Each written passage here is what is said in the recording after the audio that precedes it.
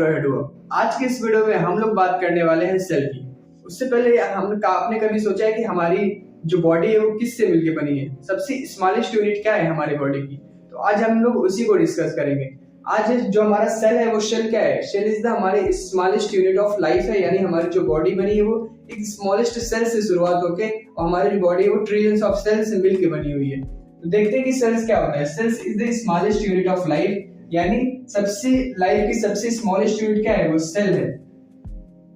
अब सेल हमसे हमारी बॉडी बनी कैसे, क्या प्रोसेस हुआ उसको देखते हैं। जो हमारा सेल है वो उससे सेल से मिलकर हमारा टिश्यू का फॉर्मेशन होता है। फिर वो जो टिश्यू होती है वो ग्रुप ऑफ टिश्यू से मिलकर हमारा क्या बनता है? ऑर्गन बनता है।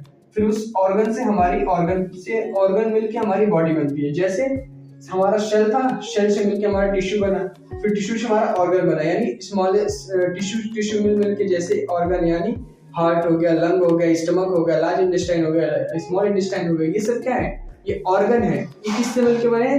ग्रुप ऑफ टिश्यू से मिलके बने और ग्रुप ऑफ ऑर्गन से मिलके हमारी बॉडी बनी है। यानी अगर हमारी बॉडी फुलफिल नहीं होगी ना, हमारी बॉडी फुलफिल तो होगी नहीं अगर हमारा स्टमक नहीं है, हेड नहीं है, ठीक है। तो क्या है?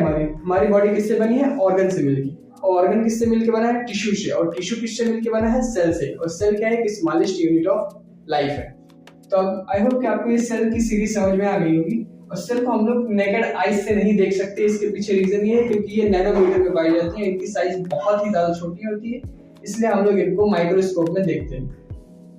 सेल को पहली बार डिस्कवर करने वाले हमारे रॉबर्ट हुक जी थे, जो कि 1665 में इसको डिस्कवर किया, लिविंग सेल पे डिस्कवर किया। और इन्होंने मधुमक्खी के छत्ते पे डिस्कवर करके ये बताया, ये फाइंड आउट किया कि लिविंग सेल क्या होता है। अब हम लोग चलते हैं आगे बढ़ते हैं और पार्ट्स ऑफ सेल को समझते हैं।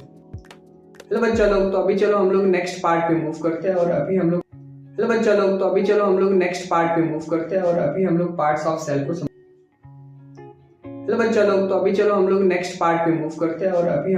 ऑफ सेल को समझेंगे। नेक्स्ट पार्ट पे चलते हैं, पार्ट्स ऑफ सेल। आपने सेल समझ लिया, अब इस पार्ट्स ऑफ सेल को समझते हैं, इसकी डायग्राम को समझते हैं, इसमें होता क्या है। तो जो ये आपको आउटर लेयर दिख रहा है, तो ये आपको आउटर लेयर बाउंड्री दिख रही है, इसको हम लोग क्या बोलते हैं? Plasma membrane. सेल मेम्ब्रेन भी बोला जाता है, प्लाज्मा मेम्ब्रेन बोला जाता है। इसका काम क्या होता है? ये बाउंड्री है एक तरह से, जो इसके अंदर जो मटेरियल होते हैं उनको बाहर निकलने नहीं देता और बाहर के डस्ट पार्टिकल इसमें अंदर नहीं आते। तो ये क्या करता है? प्लाज्मा मेम्ब्रेन एक प्रोटेक्शन का काम करता है। बात करें यहाँ पे साइटोप्लाज्म क्या है? एक थिकनेस फ्लूइड है जो क्या करता है? कोई भी चीज यहीं पे तो वहीं पे है, यानी एक फोर्स क्रिएट करता है, जिससे क्या बोलते हैं, जो सारे पार्टिकल यानी जो यहाँ पे जिसकी जो माइक्रोकॉन्ड्रिया, जैसे यहाँ पे न्यूक्लियस, यहाँ पे जो जिस जगह पे है उसी स्पेस पे रहता है, वो मूव नहीं करता। इसका पीछे रीजन ये है क्योंकि ये जो हमारा जो साइटोप्लाज्म ये क्या करता है? एक फोर्स क्रिएट करता है, जिससे सारे लोग अपनी जगह पे ही रहते हैं। ये जेली लाइक स्ट्रक्चर होता है, ये फ्लूइड नहीं होता है, ये जेली लाइक स्ट्रक्चर होते हैं, हल्का फ्लूइड जेली लाइक स्ट्रक्चर होता है। माइक्रोकॉन्ड्रिया को हम लोग पावर हाउस ऑफ सेल बोलते हैं क्योंकि यहाँ पे क्या होता है? सेल का फॉर्मेशन होता है, इसलिए इसको हम लोग पावर हाउस ऑफ सेल बोलते हैं। यहाँ से सेल को एनर्जी मिलती है, ठीक है।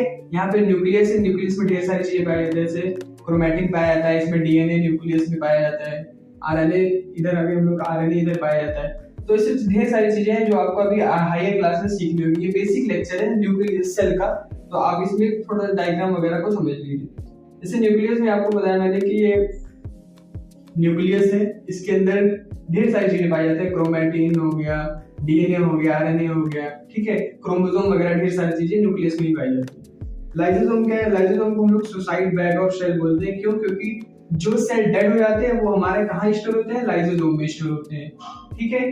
तो ये है हमारा सेल का डायग्राम। इसके अंदर फ्लूइड पाया जाता है जिसको हम लोग साइटोप्लाज्मा बोलते हैं। जो आउटर लेयर होता है इसको हम लोग सेल मेम्ब्रेन या प्लाज्मा मेम्ब्रेन के नाम से भी जाना जाता है। हमारे सेल का जो पावर हाउस ऑफ सेल होता है उसको हम लोग माइक्रोकॉन्ड्रिया बोलते हैं। सेल के अंदर न्यूक्लियस पाया जाता है, न्यूक्लियस के अंदर आरएनए, डीएनए, क्रोमोसोम वगैरह पाया जाता है, प्रोटीन पाई जाती है, जो कि प्रोटीन से मिलकर बनी होती है। हमारा सेल का जो सुसाइड बैग है वो क्या है? लाइसोसोम। जहां से बनता है वो क्या है? माइक्रोकॉन्ड्रिया। न्यूक्लियस पाया जाता है, साइटोप्लाज्म जो क्या करता है? मूवमेंट को रोकता है, जो यहाँ पे जो भी पार्ट्स है वो मूव नहीं करते। इसके पीछे रीजन क्या है? क्योंकि ये थिक फ्लूइड क्रिएट करता है। प्लाज्मा मेम्ब्रेन आपको समझ में ही आ गया होगा। आई होप कि आपको ये समझ में आ गया।